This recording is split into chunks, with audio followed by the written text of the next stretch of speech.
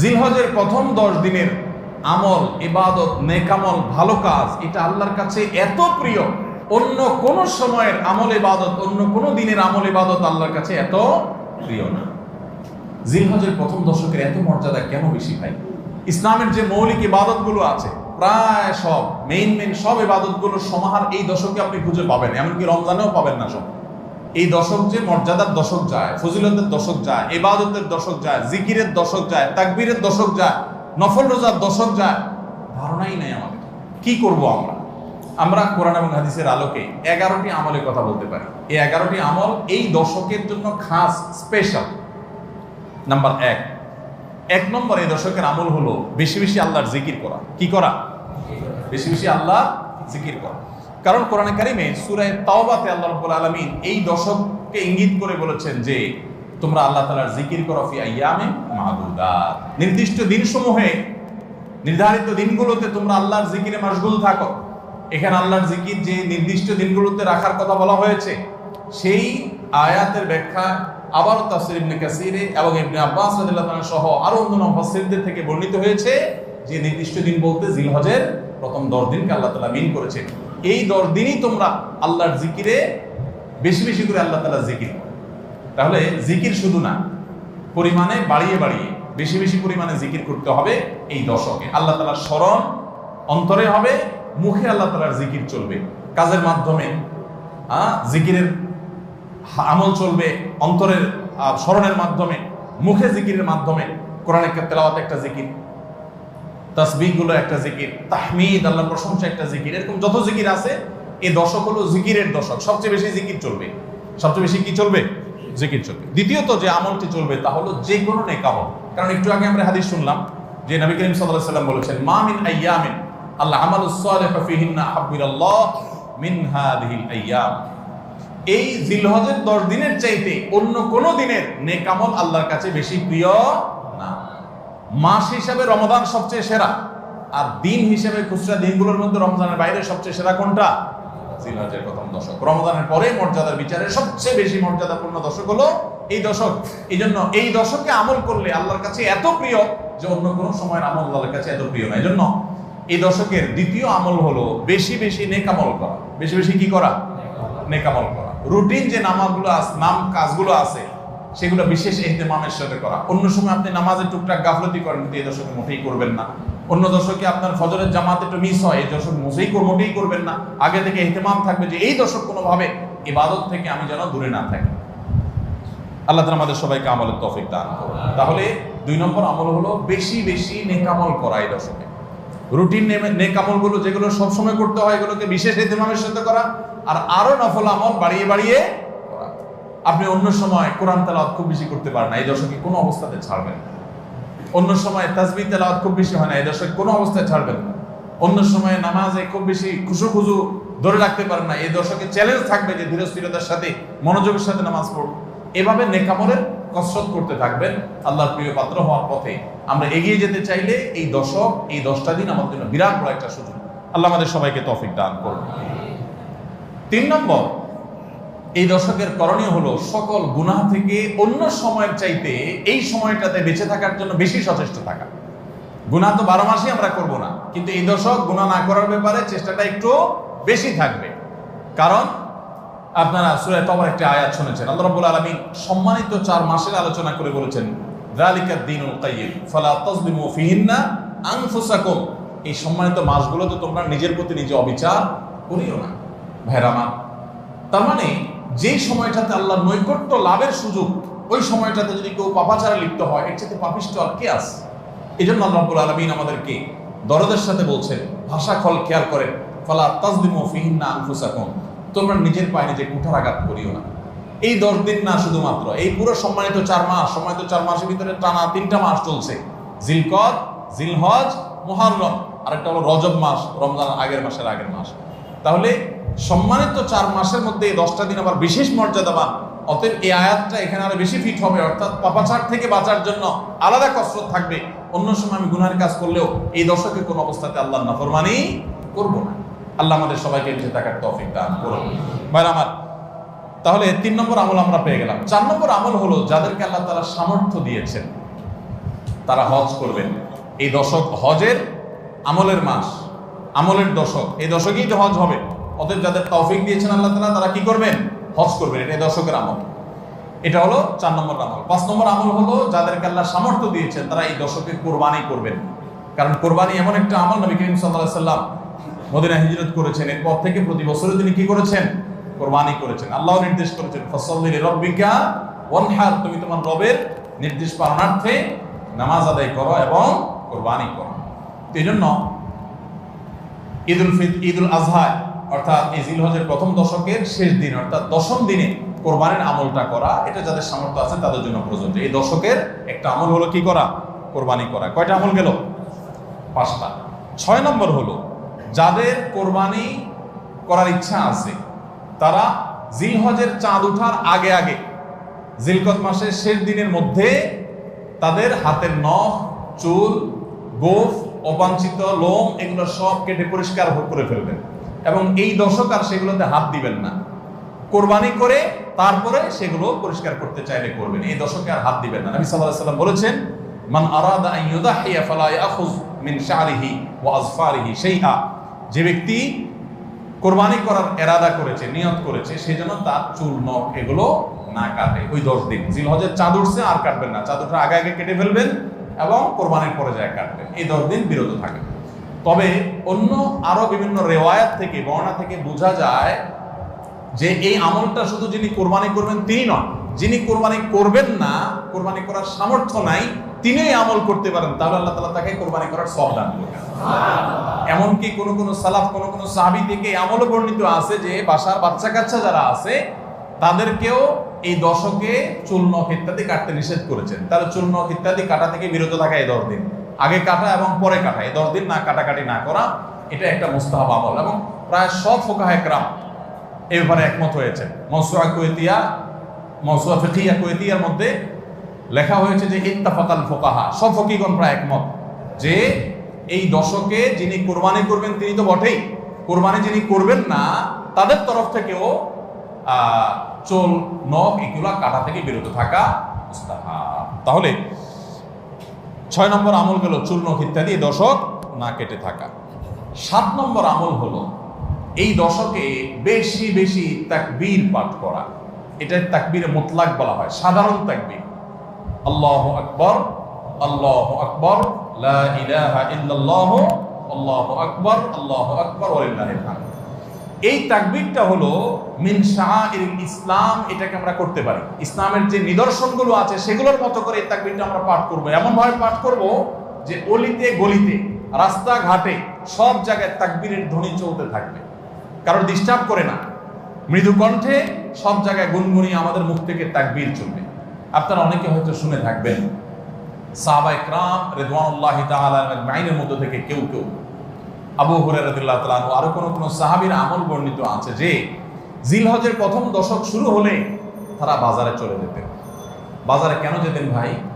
শুধুমাত্র এই নিয়তে বাজারে যেতেন যে বাজারে গিয়ে অনেক মানুষজন থাকবে, তাদের সামনে গিয়ে উচ্চস্বরে তাকবীর পাঠ করব, আমার তাকবীর শুনে পুরো বাজারে সবাই গুনগুনিয়ে তাকবীর বলে উঠবে, এই উদ্দেশ্যে শুধুমাত্র কোন সাহাবী বাজারে যেতেন এবং যে বলতেন আল্লাহু আকবার, আল্লাহু আকবার, লা ইলাহা ইল্লাল্লাহ, আল্লাহু আকবার, আল্লাহু আকবার ওয়া লিল্লাহিল হামদ। আমাদের বাসা বাড়ি, আমাদের ব্যবসা প্রতিষ্ঠান, আমাদের শিক্ষা প্রতিষ্ঠান, আমাদের চিন্তা চেতনা, মন, মগজ, দেহ, মস্তিষ্ক সবকিছু ইবলিস নানাভাবে আমাদেরকে প্রভাবিত করে রাখছে। ইবলিসের ওয়াজ তো আজকাল আমরা শুনি না। কোরআনে আল্লাহ তাআলা সবচেয়ে বেশি যাকে শত্রু হিসাবে দেখাইছেন সে হলো কে? ইবলিস। তার ব্যাপারে আল্লাহ বলেছেন যে সে আমাদের আদু ওয়া মুবিন, স্পষ্ট শয়তান। আমরা জীবনে কোনোদিন দেখিই নাই, আল্লাহ বলেছেন স্পষ্ট শয়তান। কেমনে স্পষ্ট হলো? আমরা দেখিই না, সে থাকে গোপনে, আল্লাহ বলেছেন স্পষ্ট। ভাইরা আমার, এই জন্য আল্লাহ স্পষ্ট বলেছেন যে শয়তান নিজে দেখা না দিলে কি হবে? শয়তানের শয়তানি সারাক্ষণ আমাদের চোখের সামনে ভাসে, চতুর্দিক থেকে শয়তানি আমরা দেখি না? তো এই শয়তান তার শয়তানি করে করে পরিবেশটাকে আমাদের নষ্ট করে ফেলছে। আমাদের দেশ তরুণ প্রজন্মকে ধ্বংসের দ্বারপ্রান্তে নিয়ে যাওয়া হয়েছে, তাদেরকে দিন থেকে এত দূরে সরাই দেওয়া হয়েছে, কখনো শিক্ষার নামে, কখনো সংস্কৃতির নামে, কখনো বিনোদনের নামে, কখনো খেলাধুলার নামে, কখনো ক্যারিয়ারের নামে, এক এক সময় এক এক নাম দিয়ে আমাদের সন্তানদেরকে আল্লাহি দিন থেকে এত দূরে সরিয়ে ফেলা হয়েছে আমরা অনেকে এখনো আঁচ করতে পারছি না।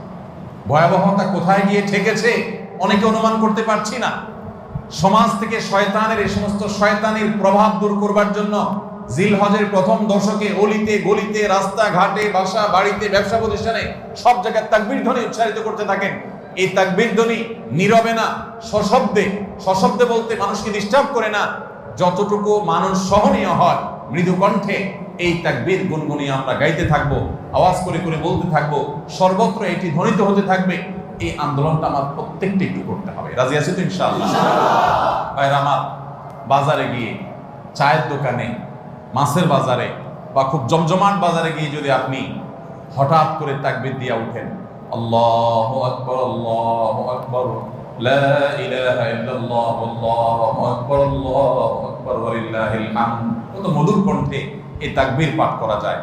আল্লাহু আকবার, আল্লাহু আকবার, আল্লাহ সবচেয়ে বড়, আল্লাহ সবচেয়ে বড়, লা ইলাহা ইল্লাল্লাহ, আল্লাহ ছাড়া সত্যিকারের কোনো মাবুদ নাই, লা ইলাহা ইল্লাল্লাহ, আল্লাহু আকবার, আল্লাহ বড়, ওয়ালিল্লাহিল হামদ, আল্লাহ বড়, আল্লাহ বড় এবং তার জন্য সমস্ত প্রশংসা।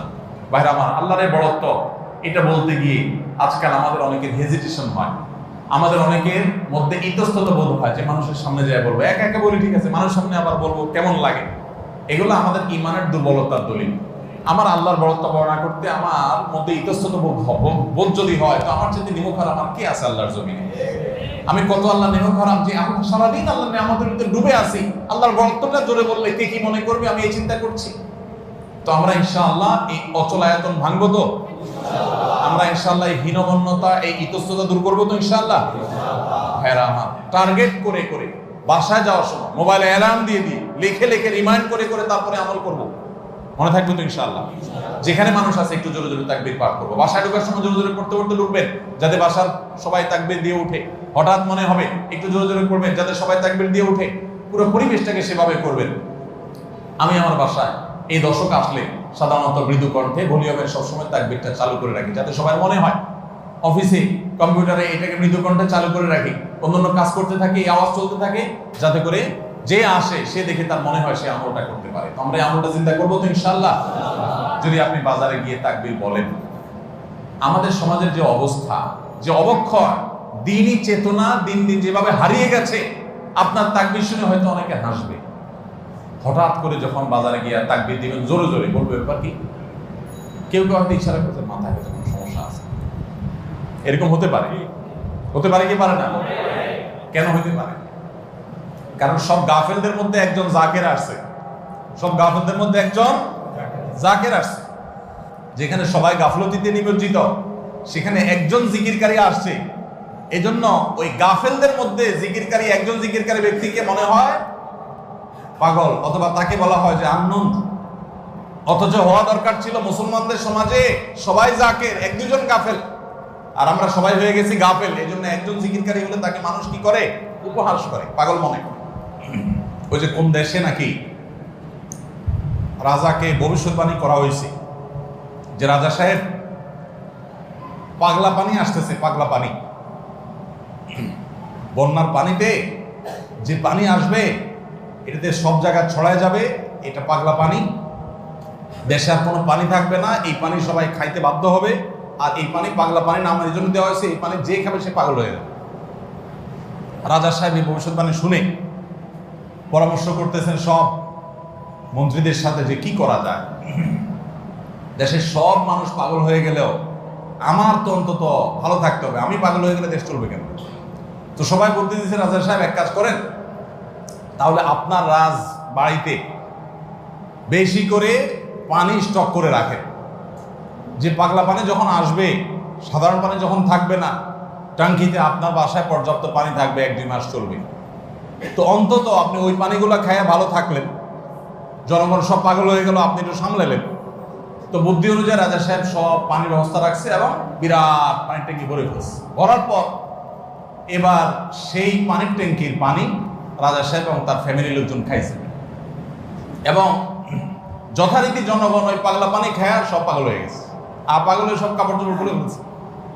এখন সব পাগলরা এসে রাজবাড়ি ঘেরাও করে ফেলছে এবং সবাই মিলে বলতেছে, ওই দেখ কয়েকটা পাগল।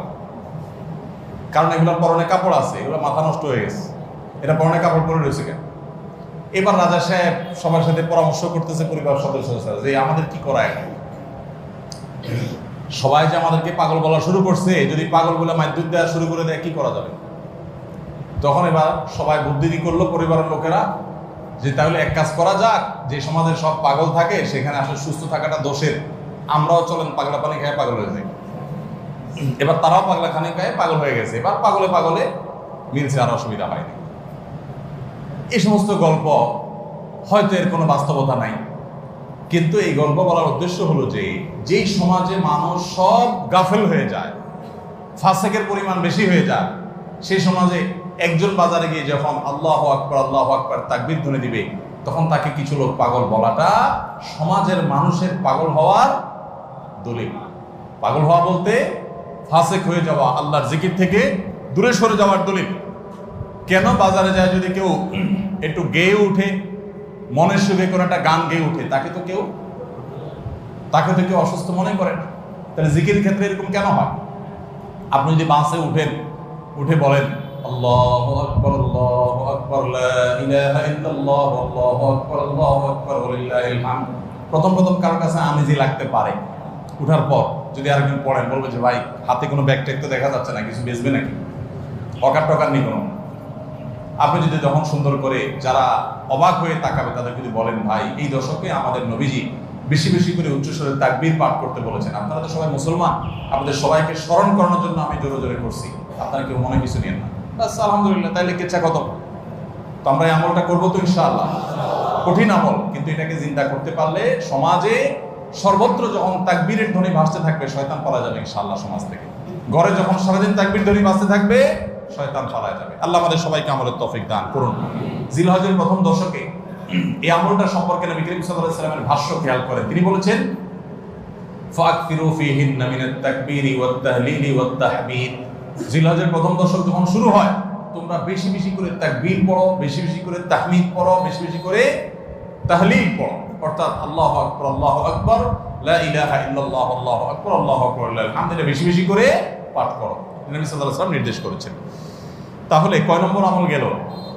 7 নম্বর আমল, বেশি বেশি করে তাকবীর তাহমিদ তাহলিল পড়া। 8 নম্বর আমল হলো এই তাকবীর তাহমিদ তাহলিলটাই বিশেষভাবে পড়া। 7 নম্বরটা হলো সাধারণভাবে রাত দিন যতক্ষণ পারেন বেশি বেশি পড়বেন, কোনো সময় ফিক্স নাই, এবং 10 দিন ফুল। আর 8 নম্বর আমল হলো এই তাকবীরটাই নির্দিষ্ট সময়ে নির্দিষ্ট দিনগুলোতে বিশেষভাবে পড়া। সাধারণভাবে তো পড়বেনই, আর বিশেষভাবে পড়বেন। বিশেষভাবে কখন? আইয়ামে তাশরিকে। আইয়ামে তাশরিক কাকে বলা হয় ভাই? জিলহজের 9 তারিখ ফজরের পর থেকে নিয়ে জিলহজের 13 তারিখ আসর পর্যন্ত।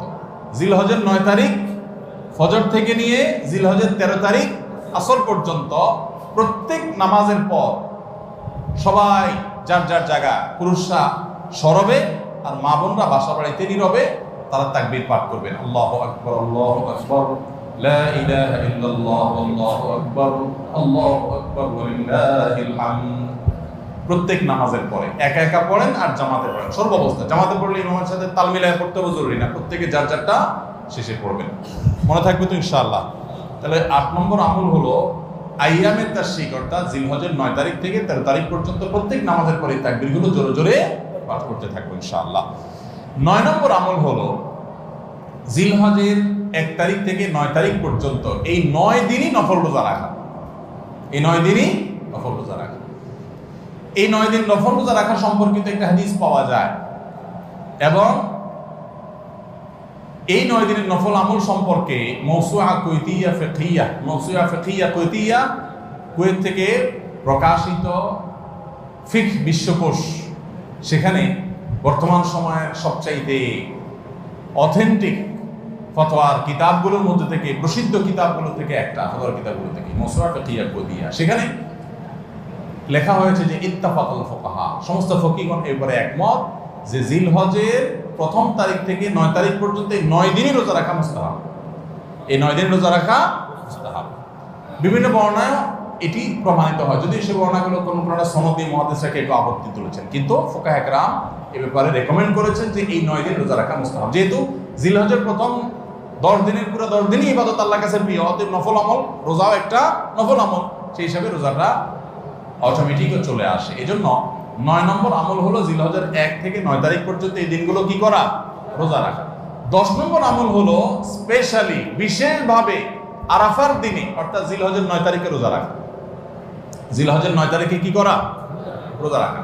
প্রথম 9 দিন সাধারণ, আর বিশেষভাবে 9 তারিখের গুরুত্ব আরো বেশি, কারণ নবী করিম সাল্লাল্লাহু আলাইহি ওয়াসাল্লাম বলেছেন সিয়ামু ইয়াউমি আরাফা আহতাসিবু আলাল্লাহি আন ইউকাফিরা আস-সানাতাল্লাতী ক্বাবলাহা ওয়াল্লাতী বা'দাহা।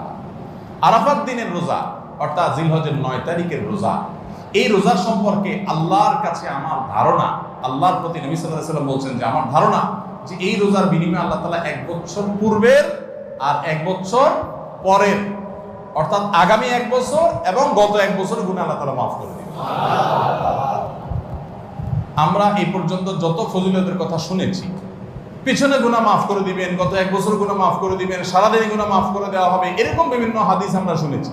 কিন্তু এরকম কোন হাদিস কেউ হয়তো আমরা এই হাদিস ছাড়া আরেকটা হাদিস শুনি নাই যে 1 বছর অগ্রিম গুনাহ মাফ করবেন। যদি আল্লাহ তাআলা কাউকে হায়াত দেন তিনি 1 বছরের গুনাহ মাফ পেয়ে যাবেন। কোন কোন হাদিস বেত্তাগণ বলেন যে হাদিসের মধ্যে ইশারা পাওয়া যায় যে কেউ যদি আরাফাতের রোজা রাখার তৌফিক পায় হয়তোবা আগামী 1 বছর হায়াত পাওয়ার তৌফিক হবে তার। যদিও এটা জাস্ট একটা ব্যাখ্যা, এটা এমন না যে হাদিসে বলা হয়েছে আলাদা গ্যারান্টি দিয়ে, এরকম না। অতএব ব্যত্যয় ঘটলে করতে পারে। কথা বুঝে আসছে ভাই? তো এই জন্য এই আরাফাত দিনের রোজা এটা আমরা মিস করবো না ইনশাআল্লাহ। তাহলে 10 নম্বর আমল গেল জিলহজের 9 তারিখের রোজা।